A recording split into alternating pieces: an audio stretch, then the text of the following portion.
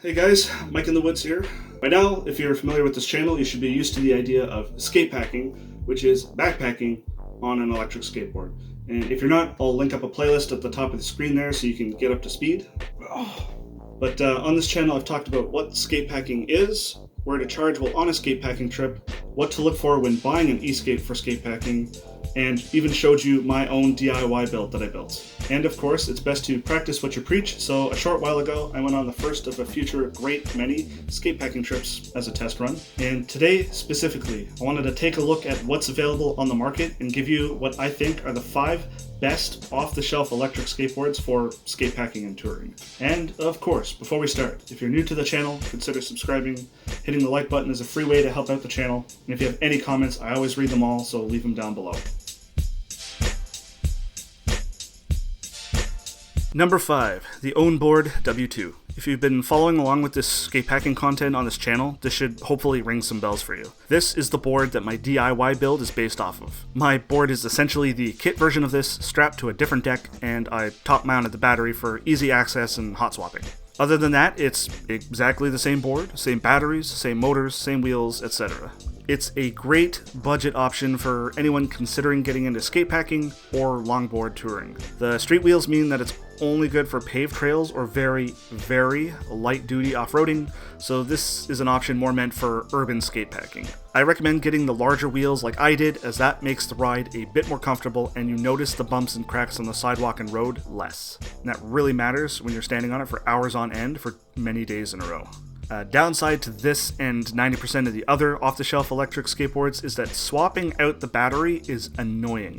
It's possible to do it while on the go, but it is a hassle. You have to unbolt the bottom casing, swap out the battery, line everything back up, and bolt the case back to the bottom of the deck.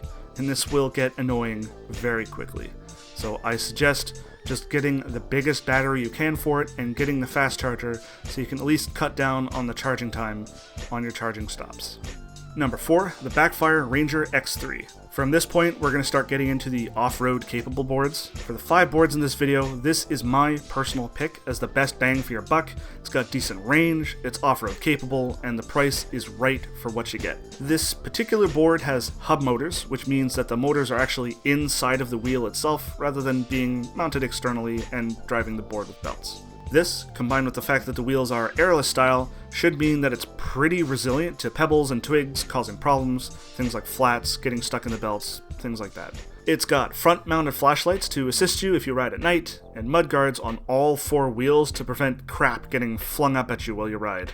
And as someone who has ridden on wet ground, you will appreciate this feature, trust me. This is actually the 3rd board in the Backfire Ranger series, hence the X3, meaning they've had time to work out some of the kinks in the design, such as now having a flexible battery case on the bottom to make sure it's a bit of a smoother ride for you, which will matter when you're standing on this thing for hours on end for many days in a row on a skatepacking trip.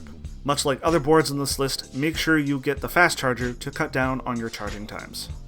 Number 3, the Evolve Carbon GTR 2-in-1. This will honestly probably be a bit of a controversial pick for those in the e-skate community, as there have been sporadic reports of issues with the previous generation of GTX boards. However, those that have boards with no issues seem to love them, and I decided to include this on this list because it has a feature that will be great for skatepacking enthusiasts: the ability to easily swap between street wheels and all-terrain wheels. Street wheels, much like the Onboard W2, gives you the best range efficiency for paved routes, and the all-terrain option gives you good off-road capability if you plan on taking it through some off-road trails in your skatepacking adventures. The pneumatic tires should give you a comfortable ride when you're on it all day, and the carbon fiber deck should provide you with some resilience to any sudden rainfall or wet ground you find yourself with mid-ride. Wooden decks really don't like water, which is why I picked the carbon variant of this board over the bamboo.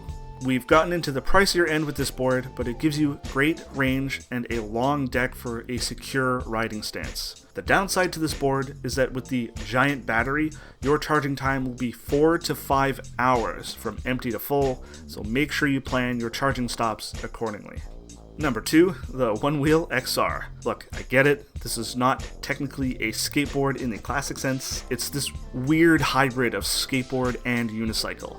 but once you get over the oddity of it, you'll realize just how capable this thing is for skate packing. With one large wheel instead of 4 small ones, this is likely the best board of all the ones in this video.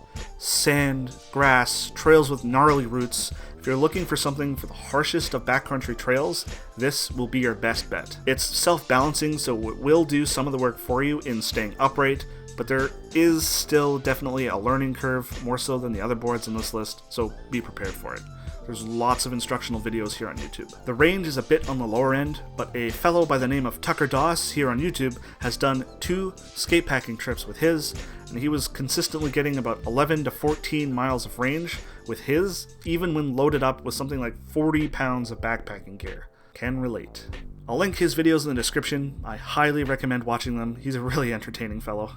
And number 1, the Lacroix Nazare Lonestar. And now we take a look at the Ferrari of electric skateboards, the one that costs as much as a decent used car. If money is no option and you're just looking for the best off-the-shelf electric skateboard for skatepacking, in my opinion, you can do no better than this one. Under the deck, you have an absolutely mind-boggling 2 kilowatt hours of battery capacity. Translated, that puts you up to 80 miles on a single charge. The charging time is a hefty 5 to 6 hours, so you will have to plan for that, but with a capacity this big, you should only need to charge once a day. If you plan it so that you charge it overnight, this should be completely doable. It's got a flexi deck and pneumatic tires for off-roading, but I will fault the wooden deck as being susceptible to rain just like any other wood-based deck. Since it has that giant battery, this is the heaviest board of the bunch. You will not want to carry this thing if it runs out of juice before your next charging destination. Seriously, this thing's like 50 pounds. So be prepared to rig up a way to pull it behind you if the worst happens and you're stuck between charging spots. So there it is, my 5 personal picks for electric skateboards for skatepacking and touring. Some of these have a lot of power, so if you do opt to get one, please be very, very careful with them and wear safety gear. All of the boards listed in this video will be linked to in the description. Check them out if you're interested.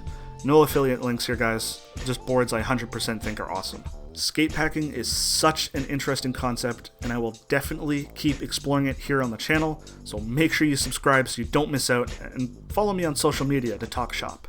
If you're new to the channel, aside from skatepacking, I take a look at how other fun, futuristic tech can intersect with traditional outdoors experiences, so consider checking out my channel. Hitting the like button goes a long way in helping out the channel.